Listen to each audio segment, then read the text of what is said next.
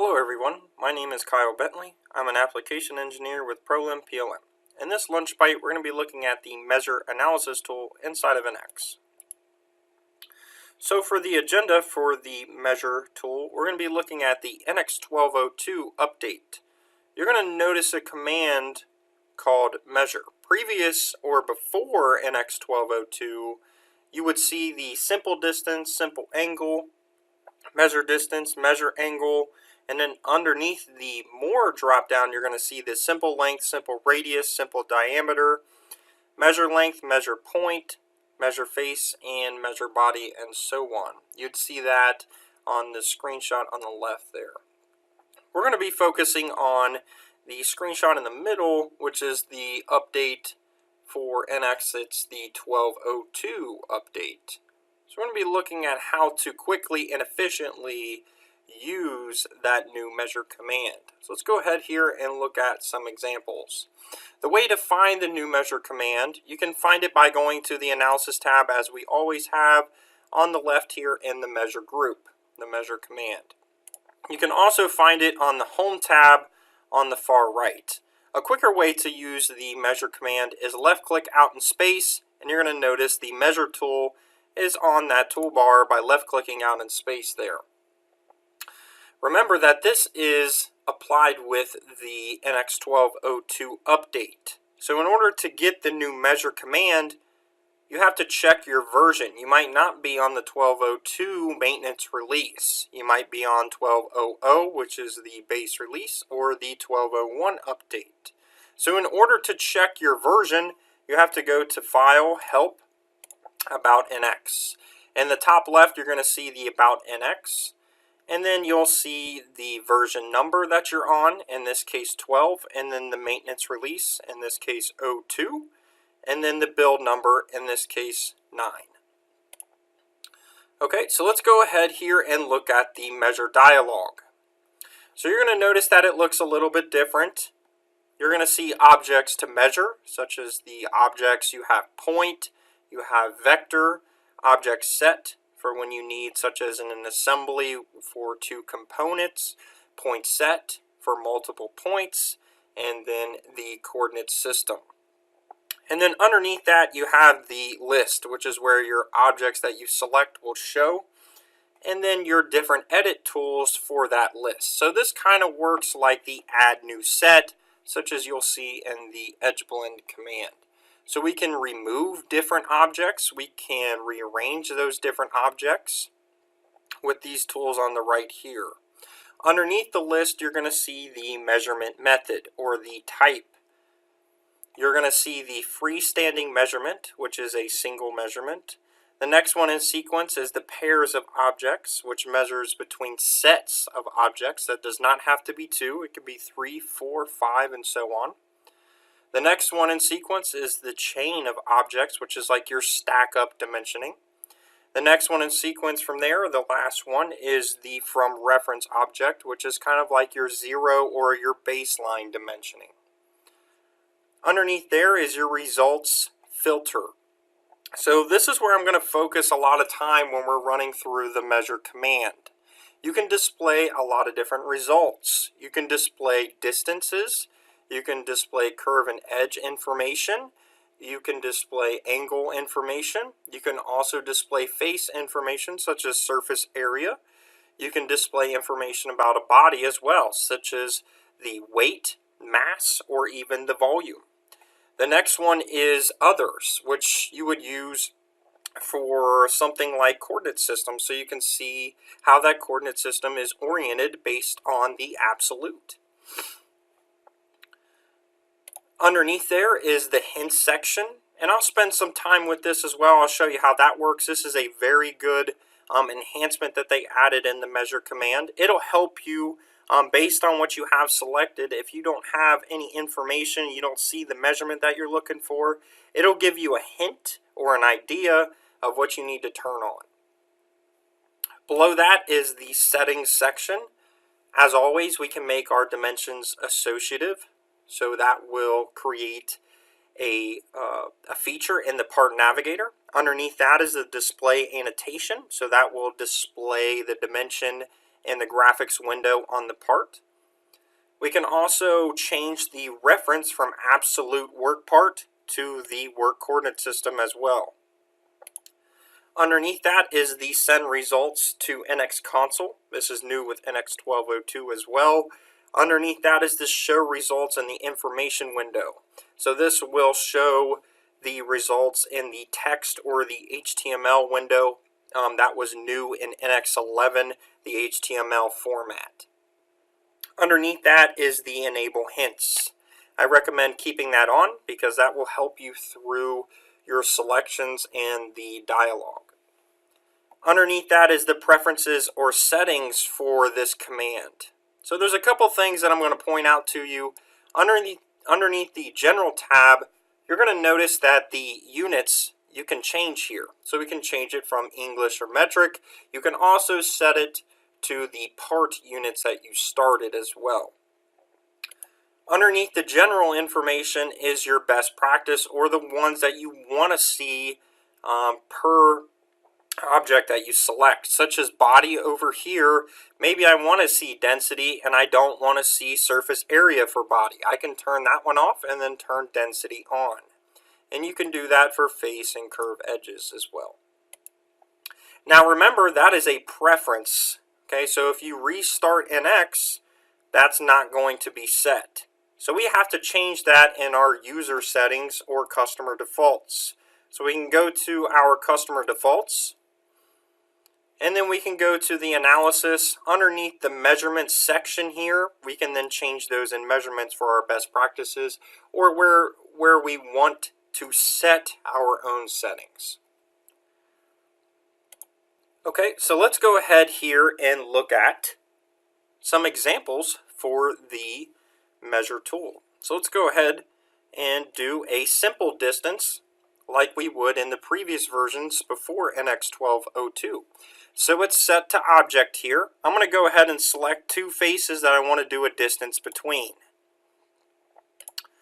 So you're going to notice that it displays a dimension, as you can see here, and it also displays an angle because that's what our results are. So I'll go ahead and uncheck the angle, and then I get the distance here. Okay, I'm going to go ahead and reset that. Now notice if I want information about a face, it's already checked on. I can go ahead and select that face and I'll get such as the surface area and perimeter of that face.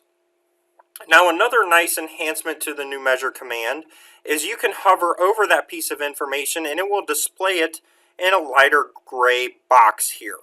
So over that edge, for example, if I want to know the diameter, I can hover over that and it'll give me the diameter of that without even selecting that object.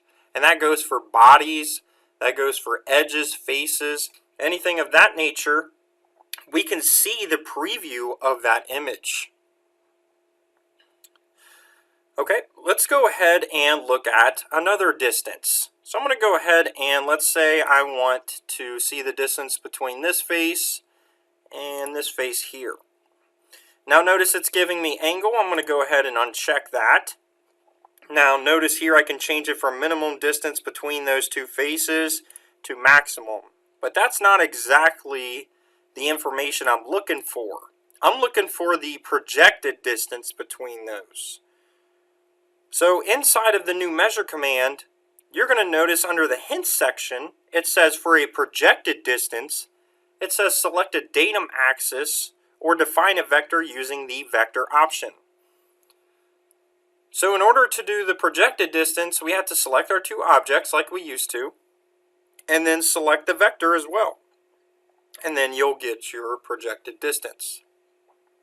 Now what's nice about the new measure command is you can define the vector at any time. Notice I selected the two objects and then the vector. You can also do it vice versa. I can say I want to select the vector first and then the two objects to define your projected distance.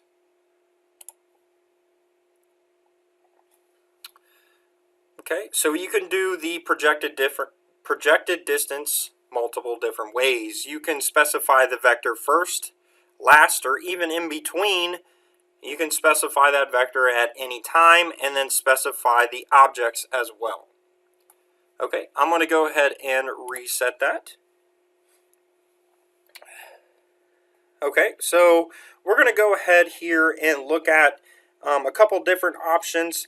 Maybe for angles, curves, points, we're going to look at a lot of different measure options. So let's go ahead here and look at, maybe let's do an angle one here.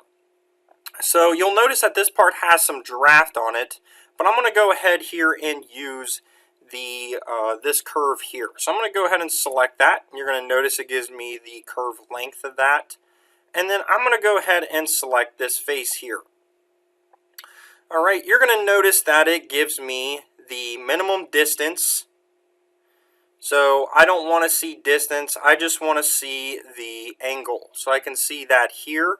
I can change it from inner angle to outer angle. I can also change it to supplementary angle as well. So that's what I want to see in this case here. Okay, I'm going to go ahead and reset that. Alright, so now let's go ahead and look at our different types of measurements or the measurement methods here. So let's look at the pair of objects. So we've seen the single measurement. Let's look at a pair of objects here. So I'm going to go ahead and select object sets. So I have two there. And then I'm going to go ahead and say I want to see the distance between this slot as well. Alright, and you'll notice no information is displayed. Now if you look in the hints section, it'll say to see possible measurements, change the measurement method to another type. So that hint section is very helpful. It's saying to change the measurement method so we can see pairs of objects. So I'm going to go ahead here and uncheck angle, and then I can see those distances there. Alright, let's go ahead and look at another measurement method or type here. I'm going to go ahead and look at the stack up measurement method. Okay, so I'm going to go ahead and reset that. Maybe this time I'm going to go ahead and use the base plane of my coordinate system. So you can use datum planes as well, so I can go ahead and select that. And then maybe I say I want to measure to the top of this face or the quadrant point. Okay, so we have to change that one there. And then maybe I say, okay, well I want to measure up to here and so on. So I'll say up to here. And then maybe I say to the top of the part as well. So notice no information is displayed. So it says, again, change the measurement method to another type.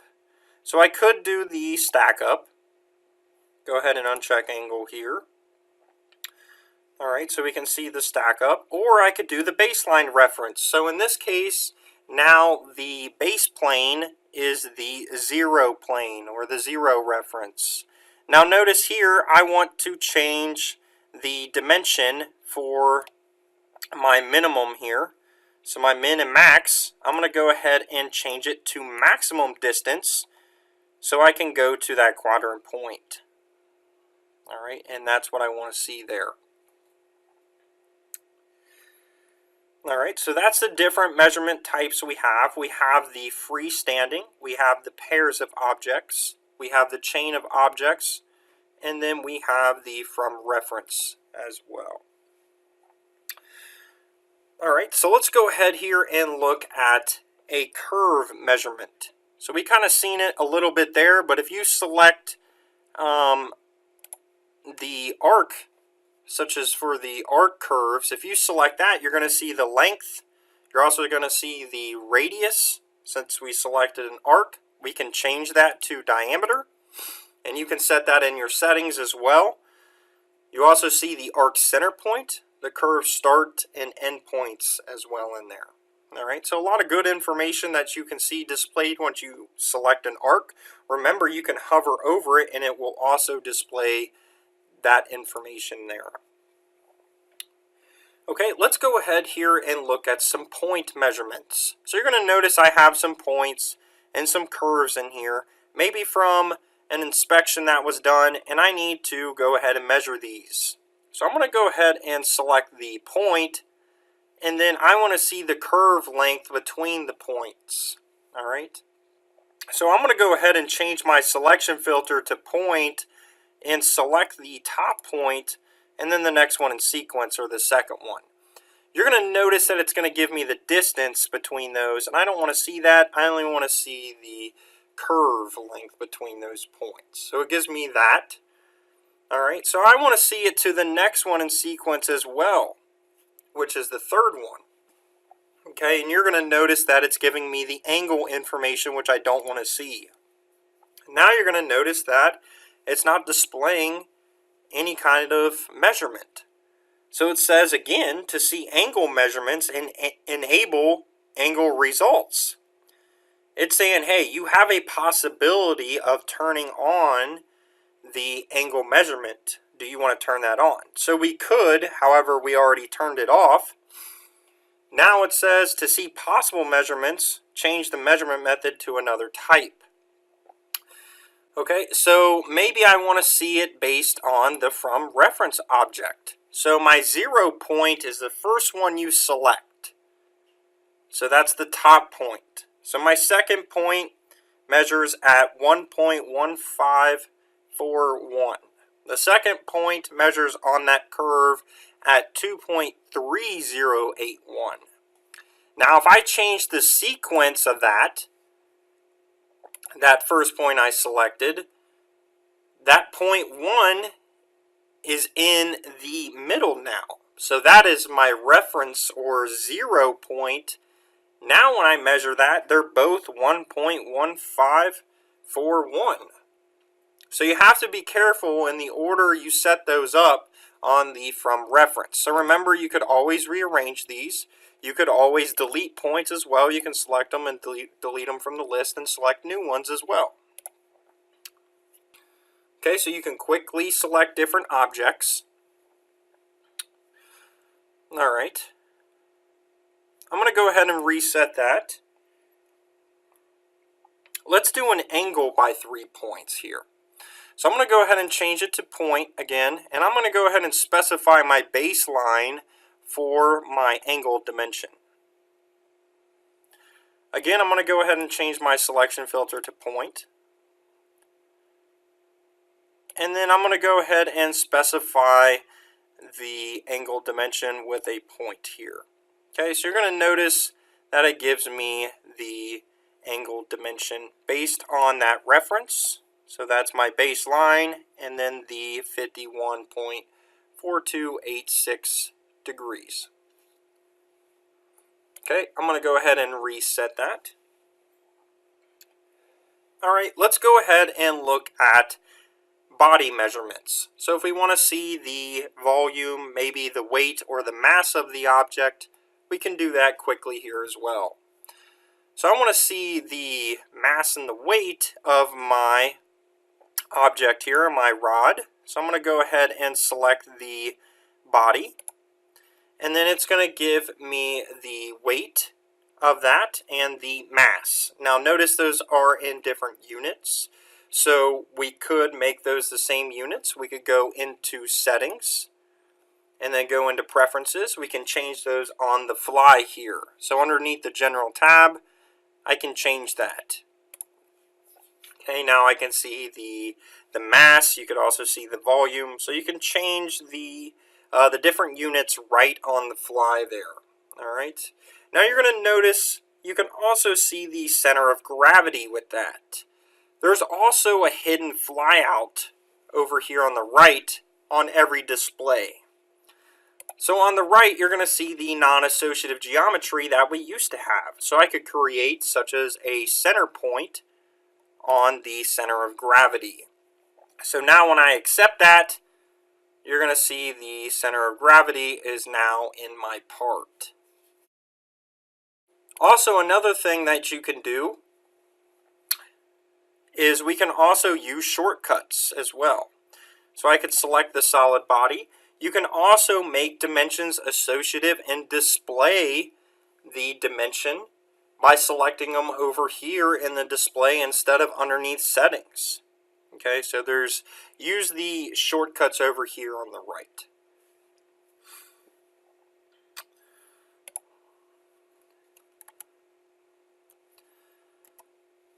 Alright, that's all that I have for the measure command. You can quickly and efficiently use the new measure command in the new NX 12.02 update. If you have any questions, concerns, or further lunchbyte suggestions, please email us at technical.support@prolim.com. Thanks, and have a great day.